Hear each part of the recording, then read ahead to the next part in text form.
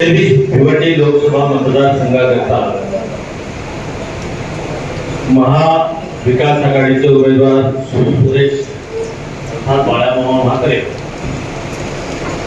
यांच्या पत्रकार परिषदेकरिता उपस्थित आपण सर्व पत्रकार, सर्व मीडियाचे प्रमुख मंडळी नागपूर तालुक्यातील आपलं सर्वांचं स्वागत करतो.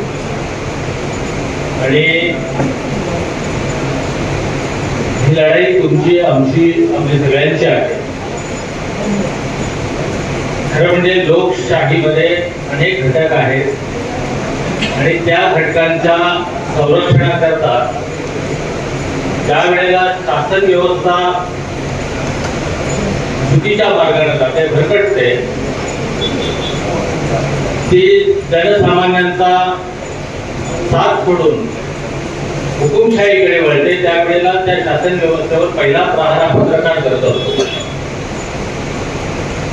आणि पत्रकार दाखवतो सरकारला, पत्रकार दाखवतो त्या लोकप्रतिनिधीला तर तू चुकतोस आणि म्हणून ते दिशादर्शक आपण आहात आणि ते काम, तुमचं काम आम्ही करतोय आणि आमचं काम तुम्ही करताय, अशी ही व्यवस्था आहे.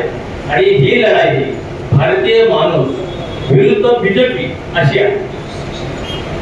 भारतीय माणूस अस्वस्थ आहे, प्रत्येक माणसाला चिंतित आहे आणि त्याला तो व्यक्ती विरुद्ध लढत नाही. आता कपिल पाटलांच्या विरुद्ध तो लढत नाही, कारण जर कपिल पाटलांच्या विरुद्ध लढलो असतो तर आम्ही कार्यकर्ते लढलो असतो. आज आम्ही लढत नाहीये, आज जनता लढते, असं चित्र आहे तालुक्यामध्ये. हे बघा तुम्ही की भारतीय जनता पक्षाच्या विरोधात एक जनमत तयार झालंय आणि हे जनमत हे लोक म्हणतायत की आम्हाला लढायचं आहे. आम्ही प्रचारात अजूनही सुरुवात नाही केली आम्ही, तरी सुद्धा जनतेला वाटतंय आणि खूप ताकद लावावी लागते. त्यांना फार वाटत होतं ही निवडणूक फार सोपी आहे, पण महाविकास आघाडीचं गठबंधन, इंडिया गठबंधन, याचीच भीती वाटते. अशी परिस्थिती आहे. म्हणजेच काय, ही लढाई केवळ इंडिया गठबंधन लढत नसून तुम्ही लढताय आणि सामान्य जनता लढते. त्यांना लोकशाहीचं रक्षण करायचंय, त्यांना संविधानाचं रक्षण करायचंय. काल परवा पहिल्या टप्प्यातून दुसऱ्या टप्प्यातून ज्या निवडणुका झाल्या त्या सगळ्यांचे आपल्याला मतदानाची आकडेवारी पाहायला मिळाली. ती आकडेवारी अतिशय कमी झाली. का कमी झाला? ती नागपूर सारख्या शहरामध्ये आकडेवारी कमी झाली आणि चिंता व्यक्त करावी लागली. पंतप्रधान मोदी नागपूरला आपला दौरा झाला तर ते मुक्कामी राहिले आणि त्या आरएसएसच्या बरोबर त्यांना बसावं लागलं. 10 वर्षात ते एकदाही नागपूरला थांबले नव्हते. आरएसएस त्यांना बोलते आता जा विचारते का तुम्ही हे काय चाललंय व्यक्ती केंद्रित. जिथं भाजपा आमची दिसत नाही, जिथं आम्ही आमची जी काय आरएसएस आहे ती सुद्धा दिसत नाही. दिसतोय ते फक्त मोदी. बस स्टँडवर मोदी, रेल्वे स्टेशनवर मोदी, पेट्रोल पंपावर मोदी, लस घ्यायचा त्याच्यावर मोदी. हे व्यक्ती केंद्रित काय आहे? तिथं भाजपा हा एक वेगळ्या शिस्तबद्ध केडर व्यस्त पक्ष आहे. केडर व्यस्त मध्ये ते म्हणतात आमच्याकडे घराणेशाही चालत नाही. मग ही व्यक्ती पूजा करतात आणि म्हणून प्रत्येक तमाम भाजपचा कार्यकर्ता सुद्धा असतोच नाही.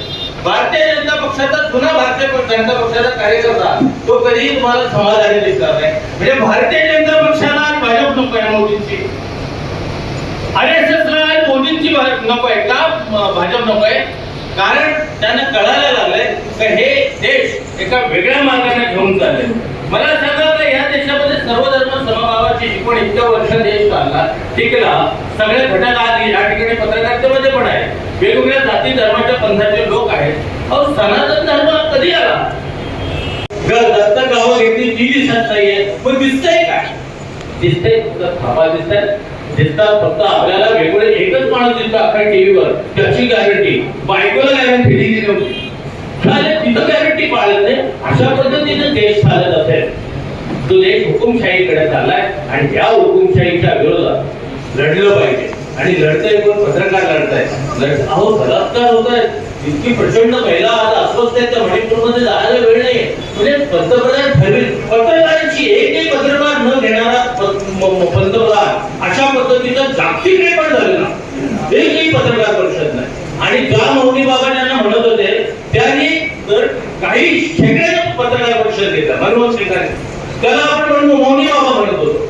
म्हणजे ही परिस्थिती. म्हणजे तुम्ही बोलाल, तुम्ही त्यांना अभिप्रेत आहे ते बोला, त्यांना अभिप्रेत नसेल बोलाल तर तुम्ही देशद्रोही आहात. तुम्ही ज्या पद्धतीने आज बोललं पाहिजे.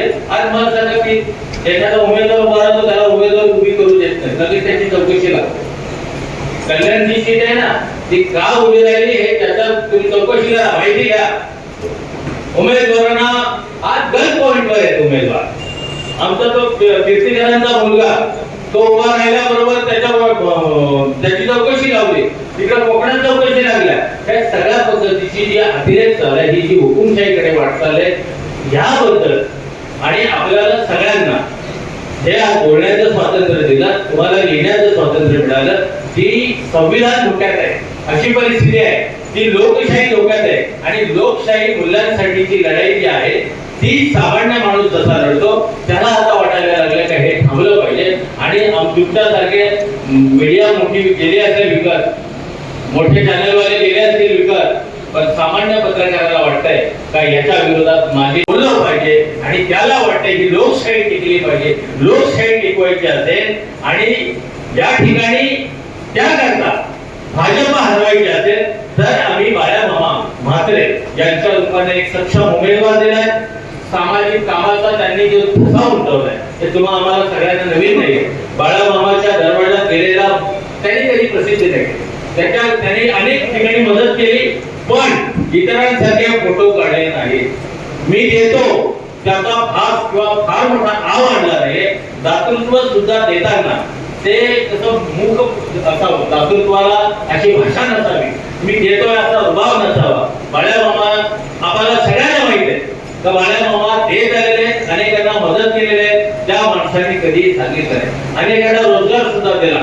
या सगळ्या परिस्थितीमधून आज या घडीला आपल्याकडे एक पर्याय दिलेला आहे आणि म्हणून सगळी महाविकास आघाडीचे पदाधिकारी आपण इथं आला, तुमचा खूप वेळ घेतला. त्यामुळे पत्रकार परिषदेमध्ये अशा आमच्यासारखे भाषण करायची गरज नाही, पण तरी सुद्धा आता आग्रह म्हणून मी बोललो, पण आपण आमचं ऐकून घेतलं त्याबद्दल मी दिलगिरी व्यक्त करतो.